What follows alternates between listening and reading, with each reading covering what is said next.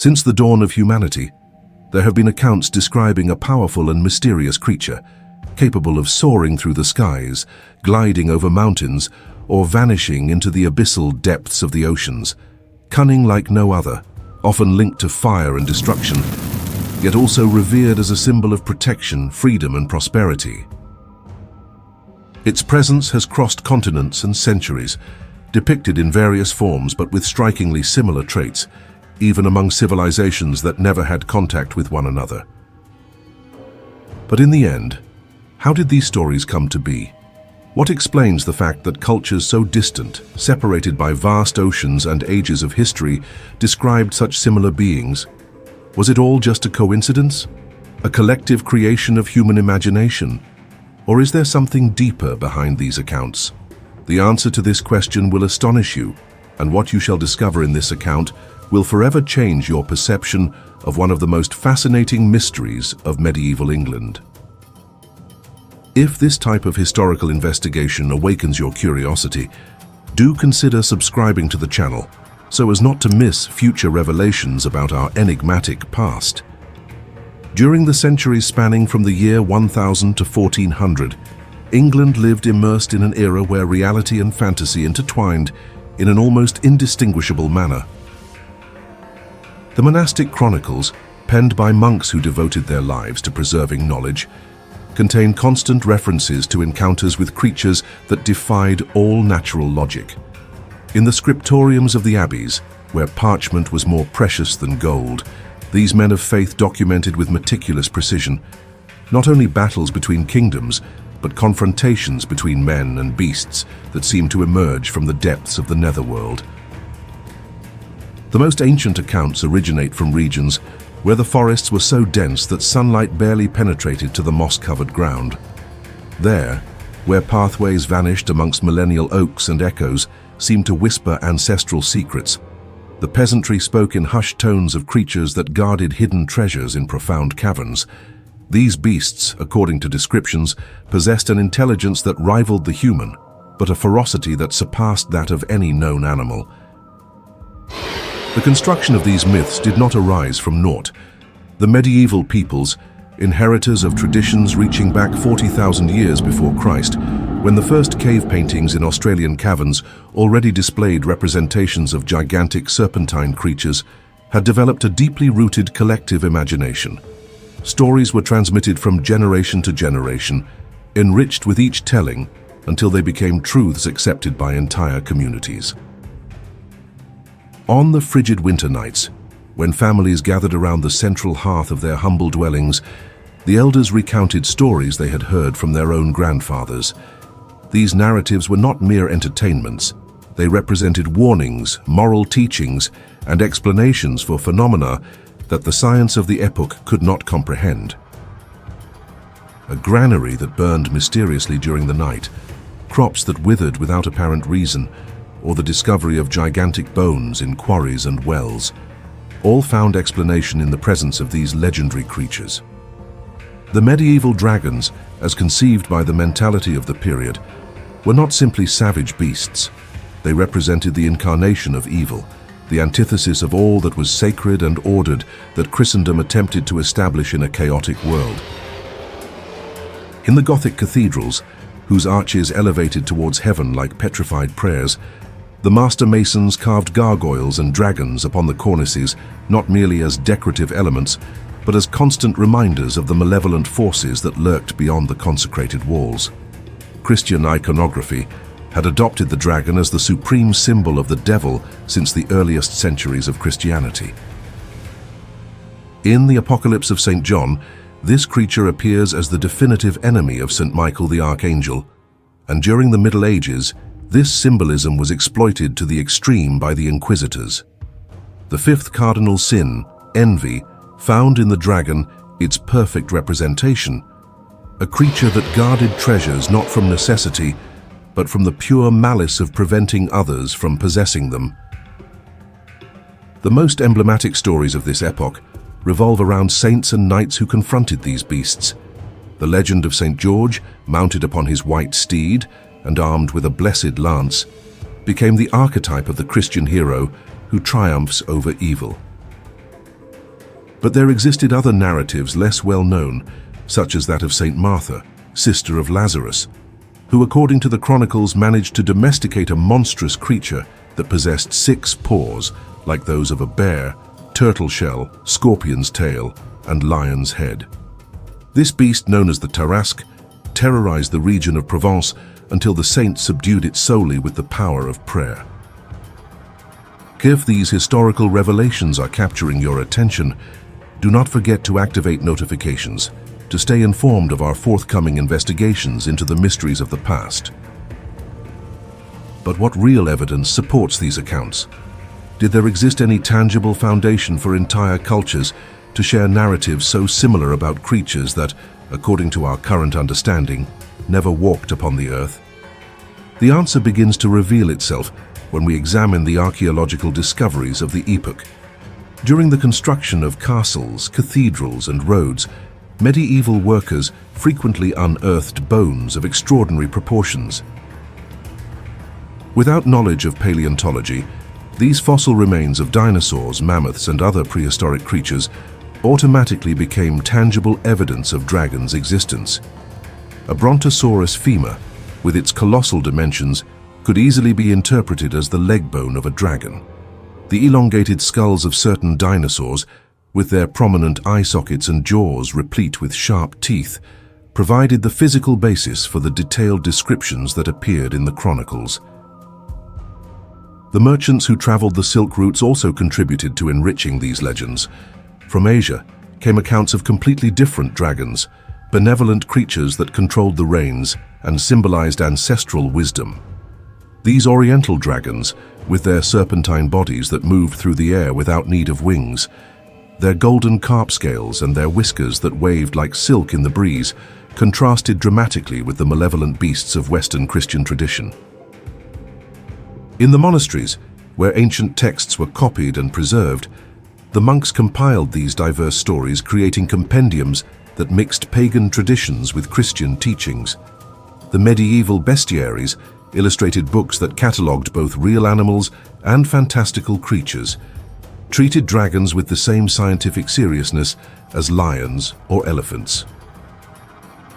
These works, meticulously illuminated with gold and precious pigments, described with anatomical precision the characteristics of different types of dragons, those that dwelt in mountainous caverns, those that preferred deep marshlands, and those that built their lairs in the ruins of abandoned castles. The influence of these creatures in medieval society transcended the realm of legends. Royal heraldry incorporated dragons into the coats of arms of noble families, not as decorative symbols, but as representations of power and divine authority to vanquish evil. The Knights Templar, that military religious order that guarded Christianity's most profound secrets, utilized draconic symbols on their seals and standards, suggesting esoteric knowledge about the real nature of these creatures. During the Crusades, when Christian armies marched towards the Holy Land, accounts of dragons acquired new dimensions. The Crusaders returned with stories of even more extraordinary beasts encountered in the Oriental lands, where millennial traditions had preserved knowledge that Europe had forgotten during the Dark Centuries. Some chroniclers of the period suggest that certain treasures guarded by dragons were not gold or jewels, but ancient manuscripts containing forbidden wisdom. Professor Edmund Hartwell, renowned specialist in medieval history, has dedicated decades to investigating the historical veracity of these accounts. According to his exhaustive research, published in his masterful work, Dragons and Reality, A Critical Analysis of Medieval Sources, there exists no solid historical evidence supporting the real existence of dragons during the Middle Ages. Hartwell argues that these accounts arose from a combination of factors: misinterpreted paleontological discoveries, exaggerations of encounters with real animals such as crocodiles or large serpents, and the psychological necessity of medieval communities to explain natural phenomena incomprehensible to the science of the epoch.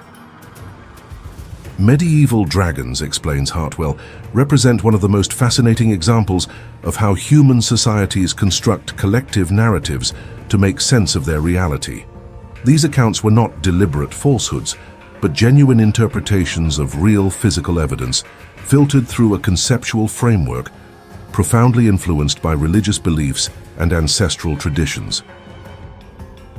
Hartwell's investigations reveal that many of the most famous dragon encounters can be traced to documented historical events that were reinterpreted through the prism of popular mythology.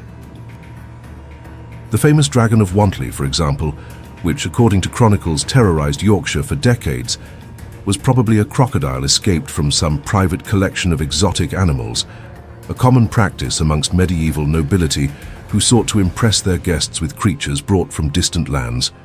However, the cultural impact of these legendary creatures transcends any discussion about their real physical existence. Medieval dragons shaped the literature, art, architecture, and even military strategies of the epoch. Castles were designed with watchtowers specifically oriented towards the caverns and forests where these beasts supposedly dwelt. Weapons were blessed with special rituals that supposedly made them effective against draconic scales. Knights developed specific combat techniques to confront large enemies with flight capabilities. In the royal courts, troubadours composed epic songs that narrated the exploits of dragon knights. Those warriors specialized in hunting these creatures. These ballads were not mere entertainments, they served as manuals of moral instruction and military tactics, teaching new generations of nobles the values of courage, faith, and perseverance against apparently invincible enemies. Medieval medicine was also influenced by belief in dragons. Apothecaries sold powders supposedly made from dragon scales, believed effective against poisons and diseases. Dragon's blood, actually a reddish plant resin, was used as the principal ingredient in curative potions. These remedies, though based on erroneous beliefs, often contained elements with real medicinal properties, which reinforced popular faith in their efficacy. During the Renaissance, when scientific thought began to question medieval beliefs, dragons did not immediately disappear from the collective imagination. The first naturalists, precursors of modern zoologists, attempted to classify these creatures within their primitive taxonomic systems. Conrad Gessner, in his Historia Animalium of 1560, dedicated entire chapters to describing different dragon species, based on testimonies collected during decades of research. The transition from blind belief to critical investigation was neither sudden nor uniform. In many rural regions of England, dragon stories persisted well into the modern era. The peasantry continued attributing mysterious fires, livestock disappearances, and unusual meteorological phenomena to the presence of these ancestral creatures. This cultural persistence demonstrates the depth with which these myths had taken root in the European collective psyche. The arrival of the printing press revolutionized the dissemination of draconic stories. The first printed books included compendiums of dragon legends, illustrated with detailed engravings that standardized the iconography of these creatures. These images, reproduced thousands of times, created a visual uniformity that previously did not exist in local oral traditions. The European dragon thus acquired defined characteristics: reptilian body, membranous wings, 4 legs, long neck, pointed tail, and the capacity to breathe fire. The explorers of the Age of Discovery also contributed to perpetuating these beliefs. Upon returning from expeditions to Africa, Asia, and the Americas, they brought accounts of creatures that seemed to confirm the existence of dragons in distant lands. The crocodiles of the Nile, the giant serpents of the Amazon, and the Komodo dragons of Indonesia were interpreted as evidence that medieval legends had foundation in reality. Medieval cartography reflected this generalized belief. Maps of the epoch included warnings about regions inhabited by dragons, and cartographers drew these creatures in unexplored areas with the same precision they used to represent cities and mountains. The famous phrase "Hic sunt dracones," here be dragons, was not simply an indication of generic danger, but a specific warning about the presence of these legendary beasts. In England particularly, dragon lore became deeply intertwined with the national identity. The Red Dragon of Wales, adopted as a symbol of Celtic resistance against Saxon invasion, represented not merely heraldic decoration, but ancestral power and legitimacy. English folklore preserved countless tales of local dragons: the lambton worm that terrorized County Durham, the dragon of Beeston that devoured livestock in Hampshire, and the sockburn worm that plagued the banks of the River Tees. These English dragons possessed characteristics distinct from their continental cousins. They were often described as great serpents or worms rather than winged beasts, reflecting perhaps the influence of Norse mythology brought by Viking settlers. The famous legend of the lambton worm tells of a creature that grew to enormous size in the River Wear, eventually becoming so large it could coil itself 7 times around Penshaw Hill. The Norman conquest of 1066 brought continental dragon traditions to England, where they merged with existing Anglo-Saxon and Celtic beliefs. The Bayeux Tapestry, that magnificent record of the conquest, includes depictions of dragons and serpentine creatures, suggesting their importance in the collective consciousness of the period. English monasteries became repositories of dragon lore, with monks like Geoffrey of Monmouth incorporating draconic elements into their historical accounts. The Historia Regum Britannia, written in 1136, includes the famous prophecy of Merlin involving the red and white dragons, symbolizing the struggle between the Britons and the Saxons. The development of Arthurian literature in England further enriched the dragon tradition. Sir Gareth's encounter with the dragon of the Dolorous Tower, Sir Lancelot's adventures with various draconic beasts, and the numerous dragons faced by knights of the Round Table became staples of English literary tradition. These stories, whilst fictional, reflected genuine medieval beliefs about the reality of such creatures. English cathedral architecture displays perhaps the finest examples of medieval dragon imagery. Durham Cathedral, Ely Cathedral, and countless parish churches throughout England feature stone dragons carved with such anatomical precision that one might believe the sculptors had observed living specimens. These were not merely decorative elements, but served as warnings and protections against the very real spiritual dangers these creatures represented. The English wool trade, which formed the foundation of medieval England's prosperity, was not immune to dragon influence. Merchants traveling to continental markets returned with stories of dragons encountered in alpine passes and Germanic forests. Some Yorkshire wool merchants claimed their finest fleeces came from sheep grazed on hills formerly inhabited by dragons, the lingering magical influence supposedly improving the wool quality. During the 100 Years' War, English longbowmen developed specific arrowheads supposedly effective against dragon scales. Though never tested against actual dragons, these specialized weapons reflected the serious consideration given to potential draconic encounters. Military manuals of the period included sections on combat tactics against various supernatural foes, with dragons featuring prominently. The English legal system even developed provisions for dragon encounters. Ancient court records from Yorkshire and Northumberland include cases where individuals claim damages from dragon attacks on livestock or property.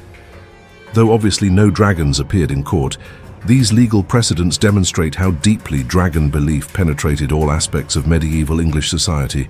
English herbalists like Nicholas Culpeper wrote extensively about various plants supposedly favored or avoided by dragons, information that influenced agricultural practices across the realm. The English climate itself seemed to support dragon beliefs. The frequent mists rising from marshlands, the mysterious fires that sometimes erupted from coal seams, and the phosphorescent phenomena occasionally observed in bogs provided apparent evidence of draconic activity. The sulphurous springs at Bath were long attributed to underground dragon lairs, their healing properties supposedly derived from proximity to these magical creatures. English dragon traditions also influenced the development of pub names and local customs. The George and Dragon became one of the most popular public house names throughout England, commemorating St. George's legendary victory. Dragon-themed Morris dances, mummers' plays, and seasonal festivals maintained these traditions in popular culture long after scholarly opinion had dismissed their literal truth. The guild system in medieval English towns incorporated dragon imagery into their ceremonies and regalia. The Worshipful Company of Goldsmiths in London, for instance, maintained elaborate rituals supposedly descended from ancient rites for appeasing dragons that guarded precious metals. Similar traditions existed amongst other crafts guilds, each claiming special knowledge of draconic behavior relevant to their trade.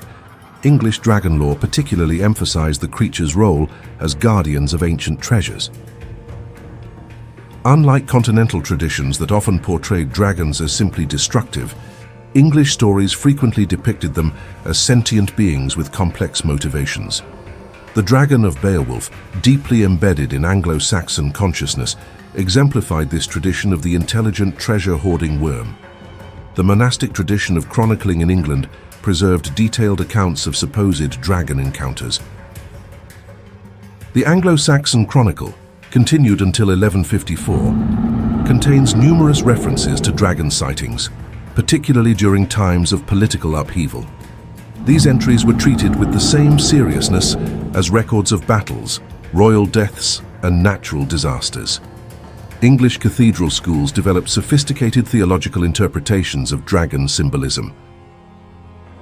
Scholars like Alcuin of York and later Thomas Aquinas wrote extensively about the spiritual significance of dragons in Christian cosmology.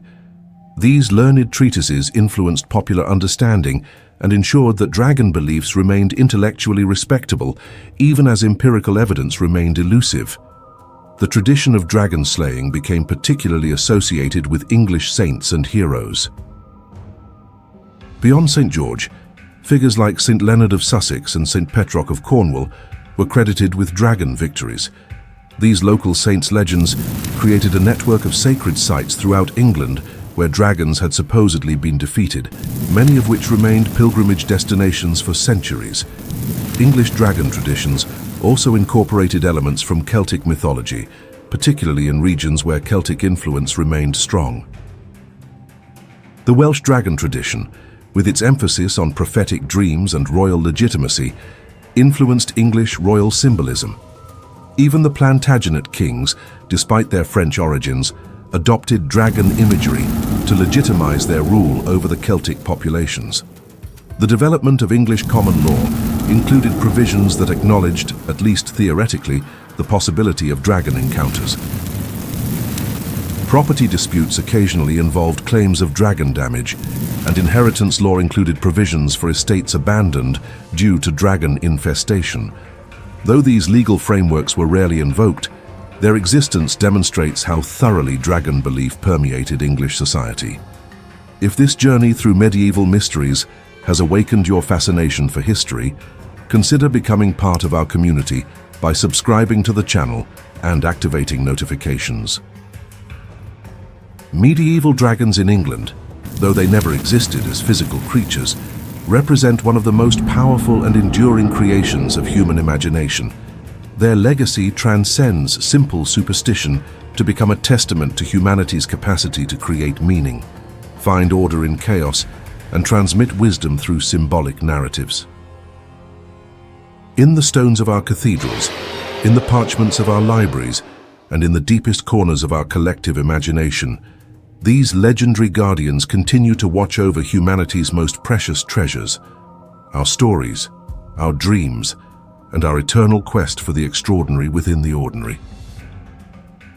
If this historical exploration has enriched your understanding of the past, I invite you to leave a comment sharing your reflections, give a like if the content has proven valuable to you, and subscribe to the channel to continue discovering together the hidden secrets of our fascinating human history.